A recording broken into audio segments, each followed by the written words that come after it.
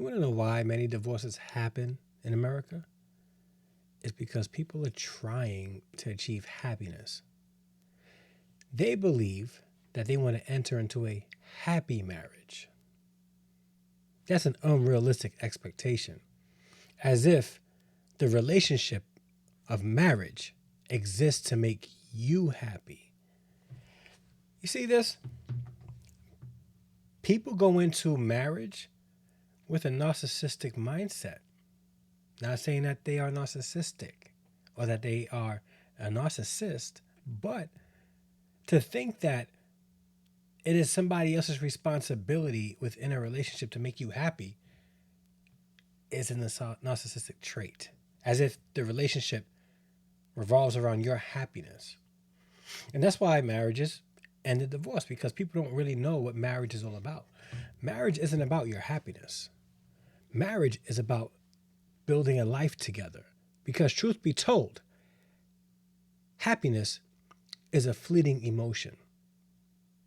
There are times when men will be happy in a marriage and unhappy. And women, you too, will be happy and unhappy. Because people are flawed. We are not perfect. We're flawed individuals with selfish ambitions, and many times we put our needs and our wants above other people. Therefore, people will become unhappy in our relationships, especially in marriage.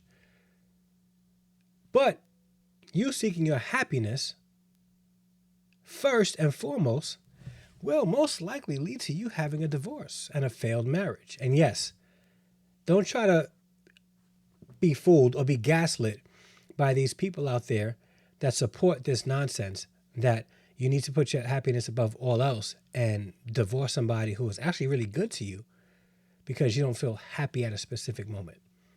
Despite having kids, despite having a life together, a home together, anything worth building is hard at times. Anything worth building does not produce happiness while it's being built in all occasions. There's a video that I saw recently. Shout out to the sister. She really brought it. And I want to show this video real quick because she has some amazing things to say. I 100% support it. And this guy hit on me, right? So he came up to me and he was like, "Hey, what's up? You married?" And I was like, "Yes." And he said, "You happy?" And I was like, "No." And the reason why I said no was because, one, I'm brutally honest, and two, I was not happy at the time. But what does me being unhappy have to do with whether or not you have a shot? Here's the thing I realized. A lot of married people don't know how to be unhappily married and still not walk away. If you could learn how to be unhappy for a minute, your marriage will last. Because the goal in marriage is not happiness. The goal is to build a lasting relationship that withstands the ebbs and flows of marriage. And so some of y'all need to learn how to be unhappily married and still be content and still stay right where you are. Just because I might not be happy right now does not mean I won't get happy later.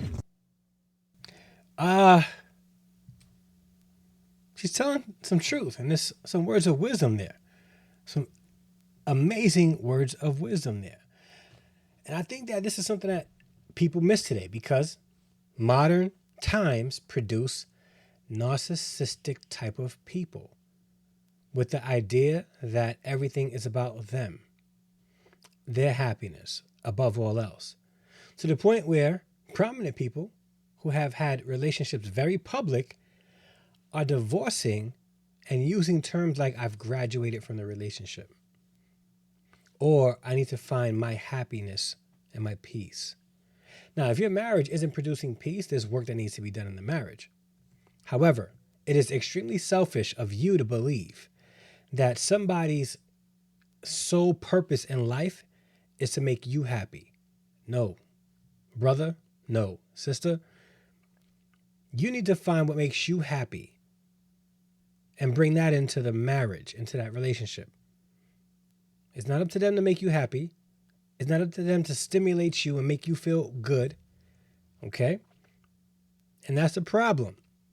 If you can understand that marriage isn't about your happiness. It's about togetherness and building something. And while building, at times, it could be difficult. If you're able to have that mindset, your marriage will last. You won't have a failed marriage. You'll do the work necessary to make the marriage work, keeping others outside the relationship. Because if you saw this video, and if you made it this far in the video, you did, a man asked her if she was married. The boldness.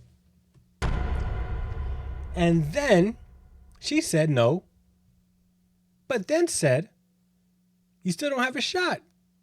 Just because I'm not happy right now in my marriage doesn't mean that it won't be happy or get happy.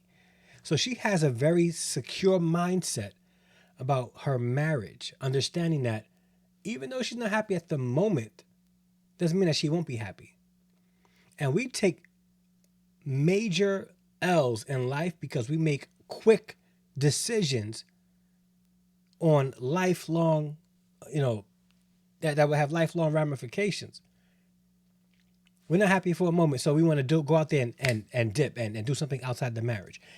We want to go out and hang out with the girls and allow men to buy us drinks and stuff like that.